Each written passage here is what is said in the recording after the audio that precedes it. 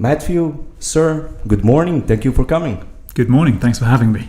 How has your morning been so far? You've been telling us how busy you were, even though it's already 10 a.m. Yeah, it's always an early start. I've got young kids, so getting them up, getting them ready, and getting them on the bus to school, and then lots of other things going on, but it's good to be here. One of those things has been the promotion of the Chevening Stipends from the early morning, actually. Yes. So could you tell us a little bit about the stipend in and of itself and about its importance for the people in Bosnia and Herzegovina? Yeah, thanks for asking. So today is the first day for applications being open for the next round of these scholarships. This Chevening program is a brilliant program. It is a fully funded year of master's study at a UK university, any university in the UK, any course. Really what the program is about is picking talented, inspiring young leaders. And this country actually has a lot of them. It has a lot of people that I think are doing great things. And so we each year we invite people to apply, tell us how they're being leaders and how they want to use studying in the UK to become better leaders. And then we fully fund them and send them to the UK, those successful groups. I met some of them yesterday. It's going to be a little different this year.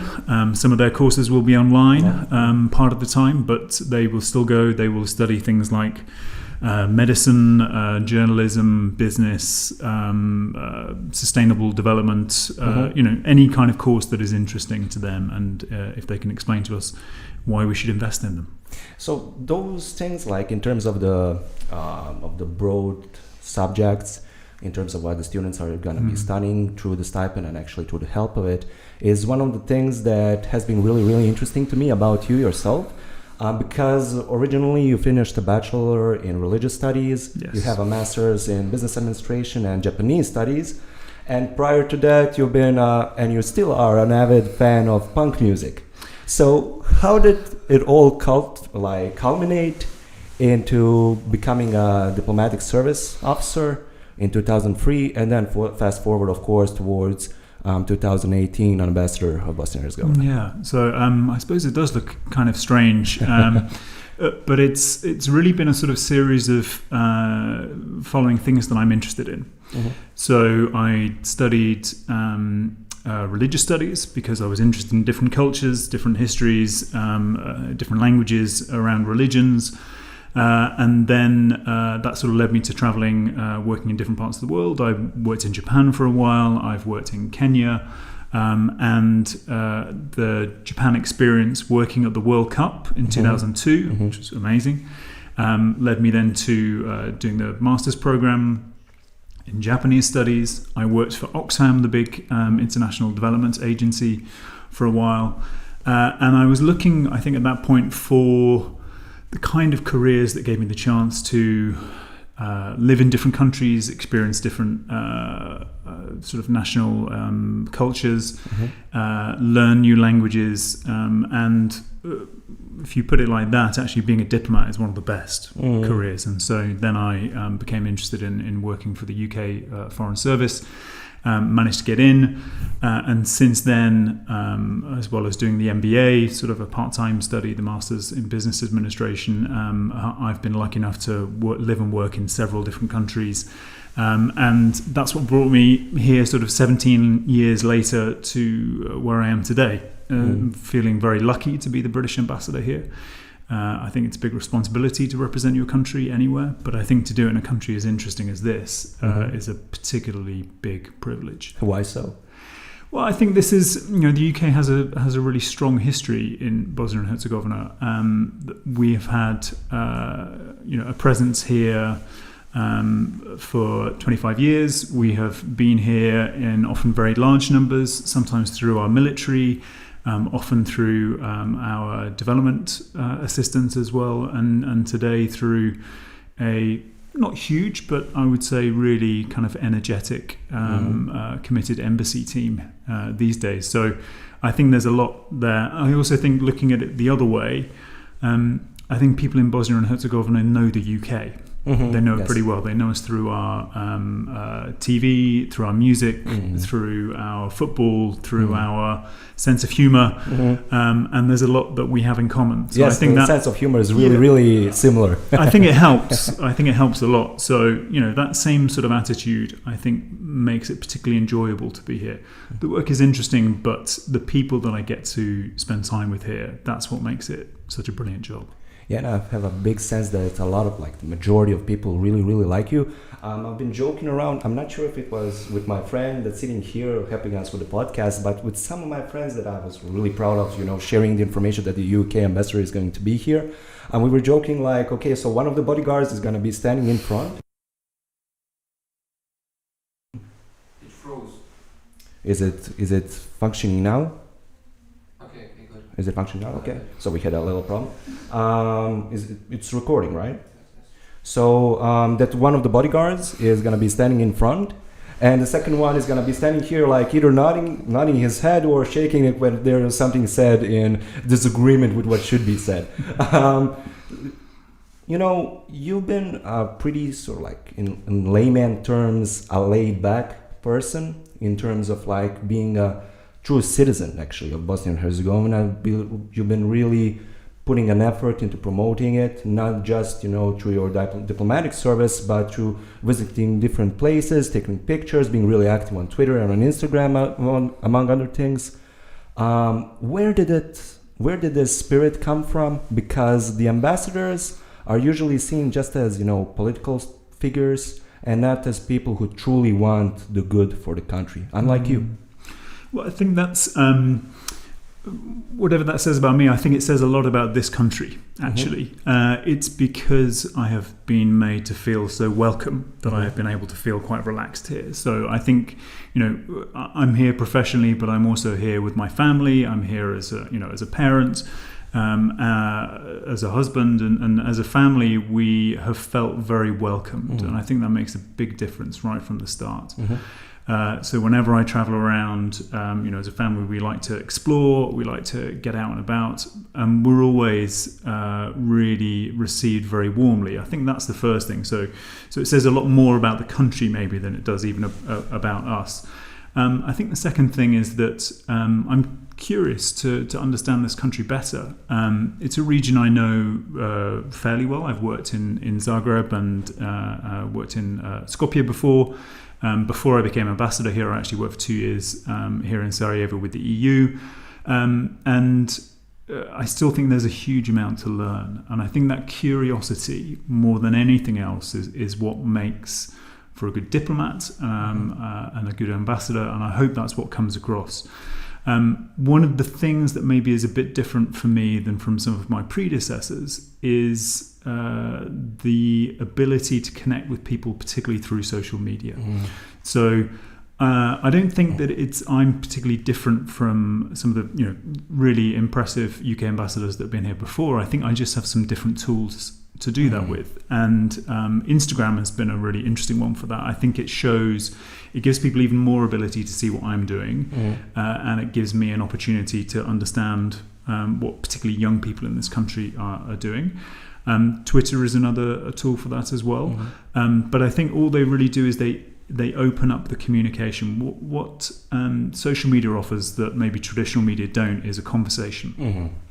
If I set out our ideas, what the UK represents, what the UK is concerned about, in an article in a newspaper, that will give people a sense of what I want to say, but it doesn't give me much back. So it doesn't really have feedback in the same way. So we're trying to use social media, including also Facebook as well for the embassy. Increasingly starting to think about LinkedIn for a more sort of professional conversation. These are tools that allow those conversations to happen in a way that maybe some of my predecessors, those tools just didn't exist in quite that form. I should also say, I think what I do is quite typical now of what's expected from a British diplomat and from a British ambassador. So my colleagues in other countries in this region around the world, they're all doing the same kind of things in terms of trying to have conversations, trying to engage, trying to show what we're doing, trying to be human and approachable, but also still do the fundamental job of an ambassador, which is to represent the UK in this country. And that's a job I feel incredibly lucky to do. You've been basically giving your best to open the ways to communication between yourself and that is your own country with the citizens of Bosnia and Herzegovina. So the one, if you had to mention one thing that you found most fascinating throughout that communication, whether it was in live, whether it was through Instagram or Twitter or whichever other channel of communication, what was the one thing that you found most fascinating about the country but also the region? Or to phrase it differently, what was the one thing that you believe changed you the most? Sure, I think we've mentioned already about the sense of humour. I think it's this is a country in which you have to be careful about taking yourself too seriously. Yes. And people very quickly bring you back down to earth if they think you're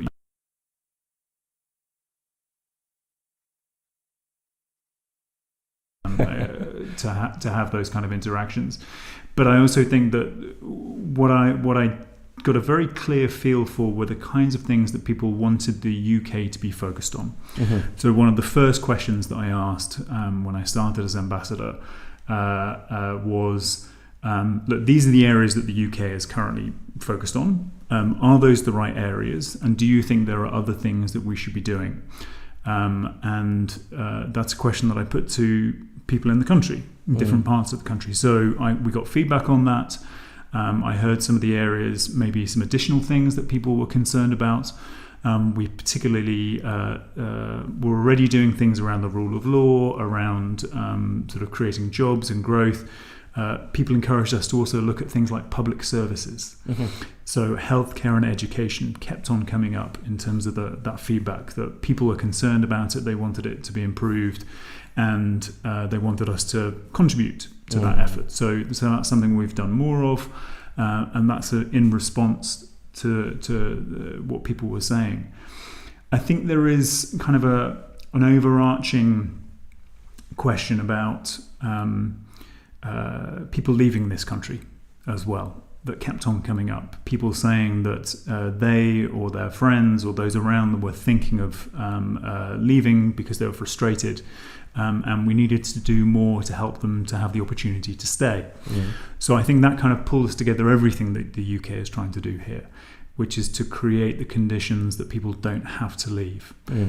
The answer isn't to build a giant wall around the country and trap people here. It's to give them the choice, and so that they don't feel that they have to leave. And I think where the sort of encouraging positive stories maybe that aren't always told here about people who are succeeding at the moment, and I wish more people could see those examples. And there's lots of cases around of people who get to enjoy this amazing country, but also to be successful in their professional lives. And that's a brilliant combination. Why do you believe that is so? Why do you believe there is so little talk about the successes in Bosnia and Herzegovina? Because I'm not sure if you're aware of what the actual name of the podcast means. It's like a phrase it could be argued originally from Mostar. It's like tače on. It's like a sarcastic way of putting someone down when they want to try something, when they want to do whatever they want, and the community around them doesn't really approve of it. Do you believe that this sort of a mentality is what keeps people at bay, mixed with, of course, the overarching corruption all the way from the top levels to the grassroots ones? I was trying to think of a good way of translating this phrase, actually, as I understood it. And I think we get the same sort of idea in English, certainly in the UK, when someone says, "Who do you think you are?" Yeah, yes, exactly. It's kind of, exactly. You're a bit too full of yourself. You need bringing back down. So like I said, that's familiar. But I do think it's part of the challenge is that sometimes the obstacles come from those around us. It's the sort of idea that you shouldn't try or it's not worth trying. But actually, I think there are lots of examples in this country of people who are doing great things, maybe against a bit of that kind of resistance at first.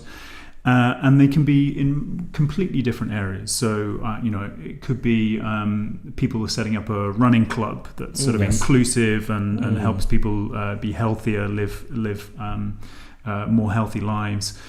It could be someone who is setting up like an IT startup. It could be someone who is making changes in the way that politics are done at the local level. So someone having an impact in their community. Examples of young people organising a blood drive, to collect blood because there was a particular problem that they identified. These are all examples, I think, of making a difference at the local level, and you do see that around the country. Good news stories are often the hardest to find in the news because it's often the more negative that's easier to sell. But I think those positive stories exist. One of the things that I think sort of worries me about the brain drain or the increasing numbers is that people are succeeding, but sometimes they're succeeding in other countries. Right. So you're seeing people go and they might be very successful in Austria or Sweden or in the UK or elsewhere. So clearly there's no problem with the human potential, with the human capital here.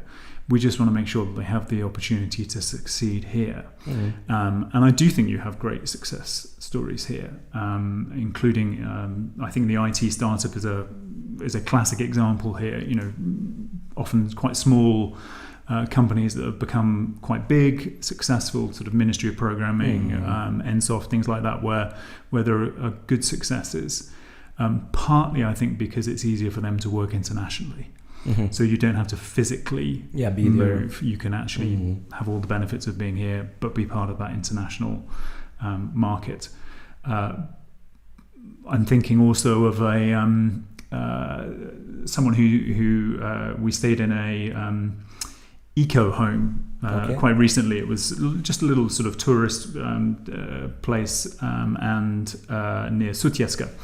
And the guy who ran it, relatively young family, had converted his sort of grandfather's old house into this accommodation. And he said that when he had this idea, everyone around him said, it was a terrible idea. Who's going to come here? Yes. Who do you think you are? This is not going to work. You're completely wrong.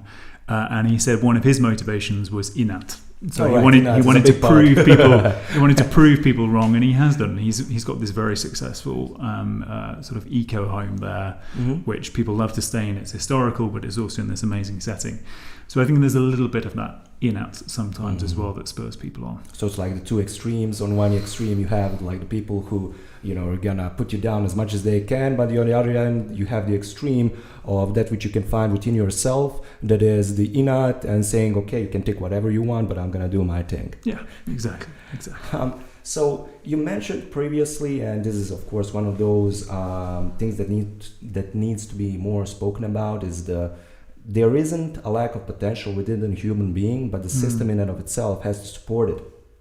However, despite the individual having the potential, I believe, and from my experiences, and of course, from listening to other people around me, that potential is unfortunately mixed with the wrong way of thinking and looking at the ways that potential should be actually used. One of the best examples for this would be the way from college towards your first or your second job. There's a lot of examples of people who haven't really picked up a book throughout college here, but that have managed, we call this the plava koveta, or the blue envelope, with the cash and the money, managing to bribe the professors. And then, after passing through one or the second or the third way throughout college, they basically come to a new workplace without having to know anything, because their family knows some people, because they can pull some strings, whereas the people who have been really studying are either gonna stay here frustrated, or they're gonna try and leave.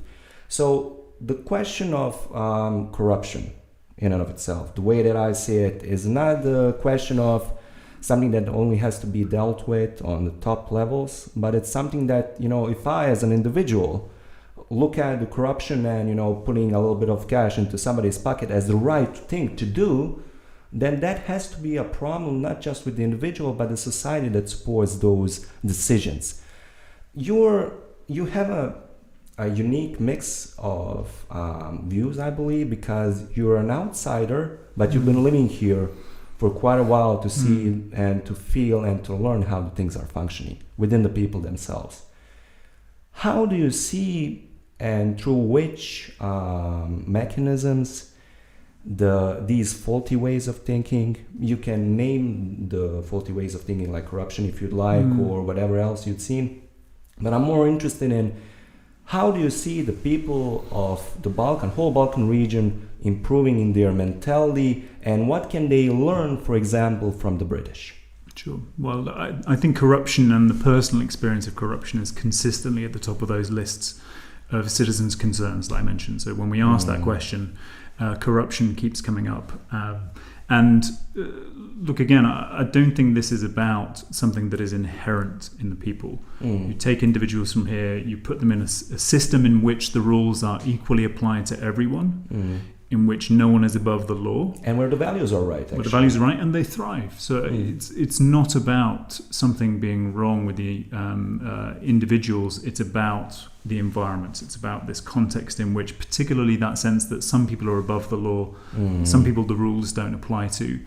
And one of the things that is sort of particularly sort of shocking to me is the kinds of areas where that's experienced. So you mentioned about the education system, and people keep saying this as well and to us. Healthcare as well. Healthcare is absolutely kind of incredible to me that people are confronted with situations in which they have to choose between paying a bribe and their family member not getting treated. Yes, exactly. And that is not a choice that I think any of us could accept or could say that we would definitely not behave in the same way that they have, because they are putting family members' well-being first. So I completely understand why people are so frustrated. I mean, in healthcare terms, let's be clear, the country is spending an awful lot of money on healthcare. In terms of proportion of GDP, Bosnia and Herzegovina spends Swedish levels on healthcare. So the money is being spent, but it's not being spent in the right places. And this is where I'd love to use this sort of COVID moment where people are thinking about the healthcare system a lot more, where it's the chance maybe to disrupt the way things have been done. I'd love to see this moment used to try to change some of that, because healthcare is just one of those fundamental issues where people are, I think it's a driver of people leaving. They tell us that it's what they're looking for is healthcare. The phrase that's come up several times in our research has been healthcare with dignity. And that dignity comes from not having to bribe or give gifts in order to secure what you are entitled to and what you have paid for through your taxes. On the education side of this, again, recognise this in the feedback that I've had from people, that this is far too common, that it's not the people who are necessarily studying and committing themselves, working hard, that are being rewarded in terms of the grades or in terms of the outcomes. This for me is about sort of a broader sense of the interference of politics in daily life here, so that many people in public administration or in state-owned companies, you need to be a party member or you need to have party connections in order to get a job. It's not on merit. For me, it's the fact that the director of a kindergarten can be appointed on the basis of their party connections, not because they are qualified to do that job. And I think that is just far too much party politics in daily life. So that angle, I think, is again consistently flagged to me and to us as the embassy. So what can we do about this? And this is where I think it's not just the UK. I mean, it's worth saying, the US, the EU, Germany, Norway, Sweden, there are a lot of partners active here trying to help in these issues. And I think something like corruption, you have to tackle it from both ends. You need to be sort of top down and bottom up as well. So top down means things like fixing the rules, the laws, protecting whistleblowers. There's been a law on whistleblowers that's been held up for years that would give much more protection to people who want to report corruption.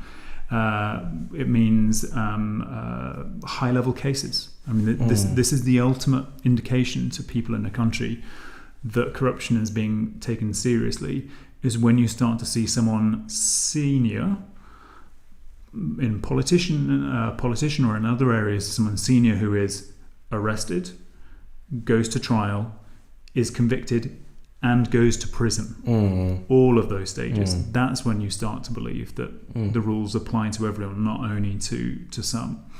And then the sort of bottom-up bit is also about encouraging people to expect and demand more. Of course, yes. And to report if they experience corruption in their daily lives, to make sure that when elections come round, that they make this an issue that politicians have to care about, because it is something that is going to win them votes. And so we're coming up to elections soon in this country.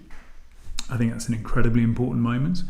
In terms of people's voice, it is the most important. How people vote, the fact that they vote. I think everyone should vote. If you're happy with the situation, vote. If you're not happy with the situation, vote. That has to be the starting point, and then making sure that you vote on the basis of what people represent, not just who they are, but what they will do in office. Then you can start to have a conversation. One thing that makes me quite sad, I've been here for sort of 2 election cycles, so local and general elections before. I didn't hear a lot about healthcare. I didn't hear a lot about education systems. Didn't really hear a lot about the rule of law. Those weren't the kinds of things that people were campaigning on. Given those are what citizens care about, I'd love to see more of that being discussed. But yet again, it's the sort of like the net. I mean, we could go on for days in regards to this. In terms of the nationalistic like not just the politic, but the not just the policy that is, but the how would I actually explain this? The nationalistic rhetoric basically is the one that's often said to be the kind of rhetoric that works here, especially prior to the elections a couple of months. It's always it becomes a little bit, so to speak, explosive in what the politicians are saying prior to the elections. So, as you said, I believe it's something that should be worked on from bottom up. So basically changing the way that people see things and the way they think about the things that they should be actually working hard to change, whether it's through elections. We don't have a lot of people coming out in elections. I believe in my county or my municipality, actually, Novo Sarajevo, there was like a 40% of people coming out on the previous local elections. So it's something that has to change with people. But to kind of stay away from the politics a little bit, there is a colleague here that was in the morning, Maya. She works at books.ba. She says that you're a frequent there and that you're an avid reader as well. Why do you believe that reading is so important, and since when did you have developed this interest? Sure. That's one of my favorite bookstores, although there's quite a few good bookstores around Sarajevo. I was a geeky kid. I was constantly reading, always interested, and it's still something now that I try to make the time to read a lot because it gives me great pleasure.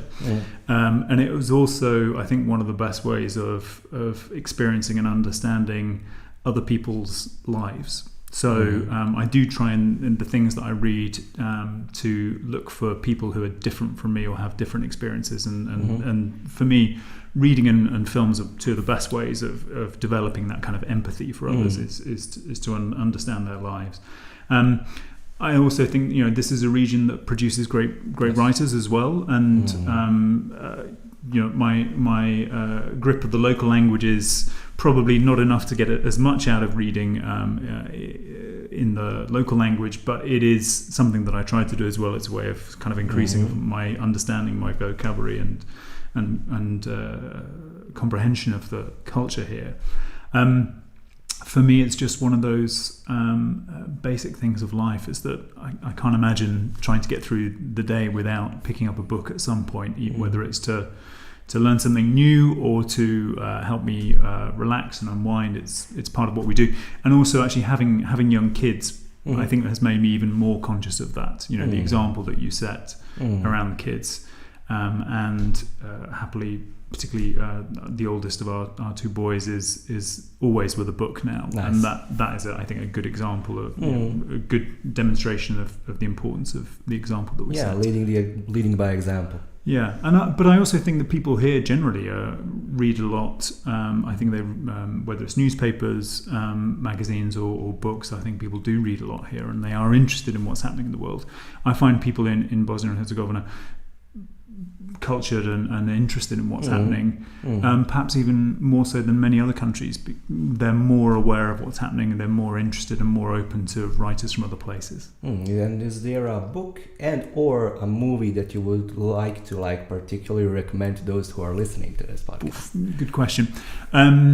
Movie-wise, I will, perhaps it's a bit obvious to go for an Oscar winner, but at last year's film festival in Sarajevo, I saw Parasite, the South Korean film, and I had no expectation or knowledge about the film whatsoever before I sat down, and it was a completely mind-blowing, strange, alien story which just took me in directions that I really didn't expect, and it was brilliant, and it was an even better experience for not knowing much about it. And then I was very pleased several months later to see it win the Best Picture Oscar, and I think that is a great example of a movie being a sort of a machine for empathy. It kind of creates the opportunity to see the world through someone else's eyes.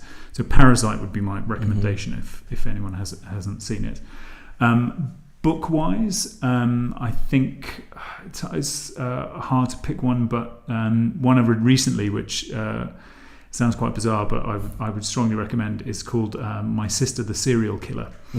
And it's by a Nigerian writer, and it's a funny, strange story, which is very much about a family in Nigeria, and it's, again, a completely different world than one that I've personally experienced, but it was a transportation, that sort of experience of moving into a completely different world, and I enjoyed that enormously.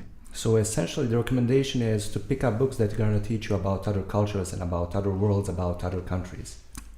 I think, I think that's always a good thing. I think I'm always interested in recommendations from people. That's something actually that I did on Twitter a few months ago, is that I asked people for recommendations on writers and books from this region. And so I got a huge, long reading list from people there, which was great. So I'm always looking for recommendations. But a book can transport you, even if it's like a British book by a writer who might look quite similar to me but has a completely different perspective on life. So that's the potential for books and films. That's what's so exciting about them. Considering the fact that we're nearing into the 30-40 minute mark of our conversation, I would like to ask one final question. As we've said actually, from all the way from 2003 up until now, you've been a part of the Foreign Office for the UK.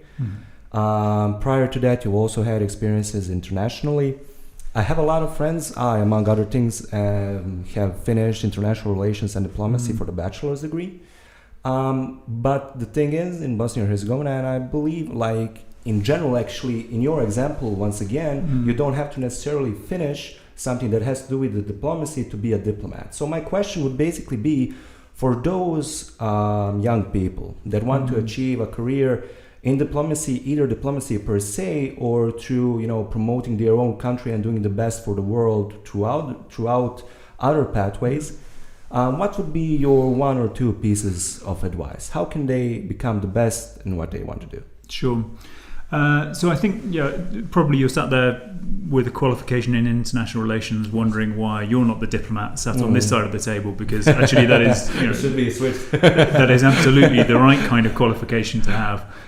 But I think what the UK Foreign Service is really looking for is more kind of an outlook. So they tend not to look for particular languages or particular qualifications, but they're looking for people who are curious and interested in the world. One of the greatest privileges that I have as a diplomat in the UK is to learn new languages. So, for example, I worked in Brazil.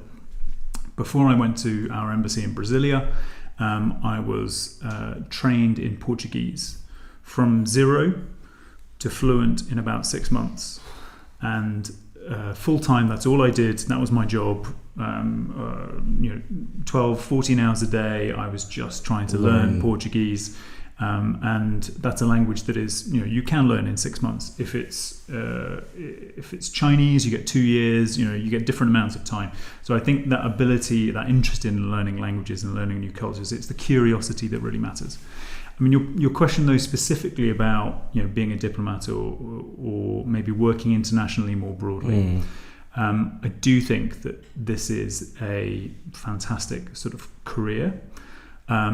Not only as a national diplomat, but also working for international organisations, working for the UN or the EU or OSCE or one of those other big organisations, working for a big international non-governmental organisation, Oxfam, Save the Children, Médecins Sans Frontières, something like that. These are really amazing experiences. But I do think that the challenge that goes with that is of moving around. So my kids have not spent any significant amounts of time in the UK. We will move back in the future, but it gives them there are pluses and minuses to that in terms of their connection with home or where they feel settled. My youngest boy was born in Brazil, and still, when the World Cup comes around, he will support Brazil, not either of the countries of his parents or the passports that he carries. But I think that's a good thing. I think that's a good thing to actually have experiences of different places when you're growing up. And the career, the sort of opportunities that come out of that, the chance to meet interesting people, to see places, to live in a country as interesting as this, Bosnia and Herzegovina, is a huge privilege, and I feel very lucky to be doing that. Basically, to open your heart and your mind to all sorts of experiences that can be actually open to. Yeah, I think if you're interested in that, it's a great career. If you're not interested in that, it's a terrible choice. So I do think you have to think if that's something that you want to do. But for me, it's been an amazing experience, and I'm looking forward to the next adventure. Thank you, Matthew. Thank you for your advice, and thank you for the wonderful conversation.